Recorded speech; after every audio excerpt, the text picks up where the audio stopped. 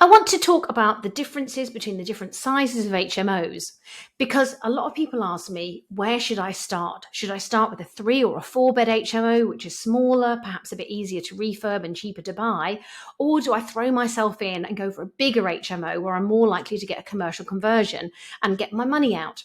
Well, the answer to that is, as in everything with life, it all depends what your goals are.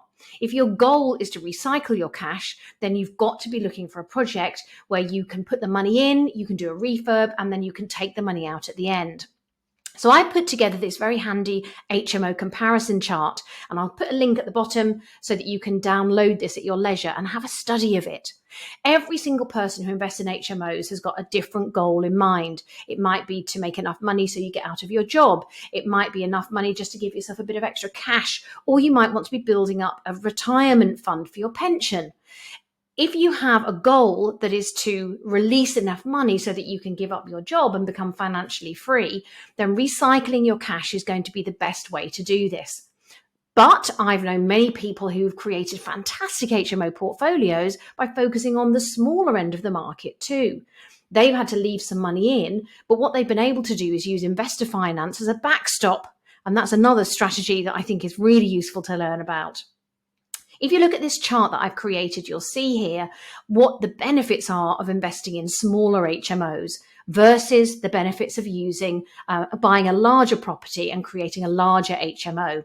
So in the smaller end of the scale, a small 3 or 4 bed HMO doesn't need a license. Now, you might think that's a relatively small issue or a small benefit, but actually it means that you can buy properties where possibly the room sizes wouldn't normally meet the national minimum if it was to be a licensed HMO. So that immediately opens up the scope of different properties that you can buy to turn into an HMO. Also, because you don't have the costs of doing the HMO license, you may save a little bit of money on some of the more regulatory features that often come into play when you're looking at getting a license. For example, if you're just doing one shared bathroom, you won't need building regs. You won't need to go through the whole process of getting new building regs for a series of en-suites. So it can be a lot cheaper to do the refurb, but also cheaper in terms of the long-term running costs on that building. We often find in smaller HMOs that the community is more tight-knit. It's a compact community. People get to know each other. We tend to find that slightly older tenants like smaller HMOs. They feel it's a bit more like a homely environment for them, so they tend to stay longer. Also, of course, they are cheaper to buy and refurbish, so those kind of properties can be very good if you're just starting off on the ladder. But do bear in mind, you won't get a commercial revaluation, you won't get a commercial mortgage, and you may have to leave some money in the deal when it comes to refinance. When we're looking at the larger HMOs, of course, it's the other side of the coin. It's the flip side.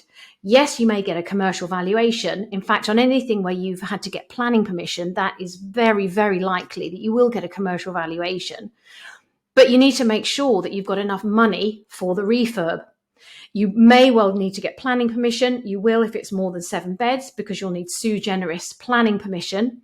But ultimately, of course, the more rooms, the more profit, which is, of course, why those properties are often elevated in the minds of the valuer.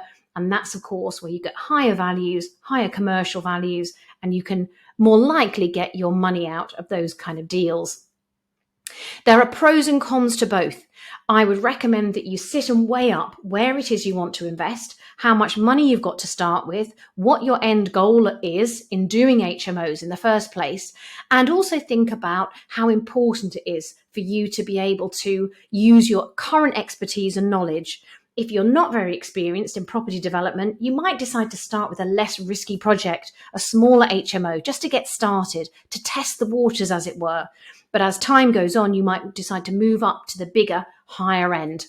It's entirely up to you what you choose to do. I've simply put this together to give you an idea of what the pros and cons are of investing in different sizes of HMO, so you ultimately can make the decision. I hope this has been helpful, and I look forward to speaking to you soon. Thanks very much for watching.